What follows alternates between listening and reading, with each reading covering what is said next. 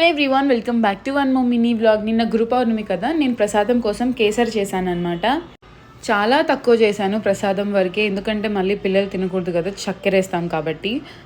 నాకైతే వెతికి వెతికి ఈ ప్యానే దొరికింది, స్టీల్ ప్యాన్. ఎందుకంటే నాన్ వెజ్ చెయ్యని దాంట్లో చేయాలి కదా ప్రసాదం అని. ఫస్ట్ ఒక ప్యాన్ పెట్టుకొని దాంట్లో గీ వేసుకోవాలి. గీలో డ్రై ఫ్రూట్స్ అన్నీ వేయించుకుని పక్కన పెట్టుకున్న తర్వాత అదే ప్యాన్లో ఇంకొంచెం ఎక్స్ట్రా గీ యాడ్ చేసుకొని ఒక కప్పు రవ్వ వేసుకున్నాను. రవ్వ కూడా బాగా వేగి పక్కన పెట్టేసుకోవాలి. నెక్స్ట్ సేమ్ ప్యాన్లో 1 కప్ రవ్వకి 2.5 or 3 cups పాలు పోసుకున్నాను. పాలు కొద్దిగా మరగడం స్టార్ట్ అయిన తర్వాత యాలకులు, ఒక 3 to 4 spoons చక్కెర వేసుకొని బాగా మిక్స్ చేసుకుంటూ ఉండాలి. ఆ తర్వాత మనం ముందుగా వేయించి పెట్టుకున్న రవ్వ కూడా వేసేసుకోవాలి. ఫుడ్ కలర్ అనేది ఆప్షనల్ అనమాట. నేను చాలా తక్కువ వేసాను, అందుకే అంత కలర్ కూడా రాలేదు.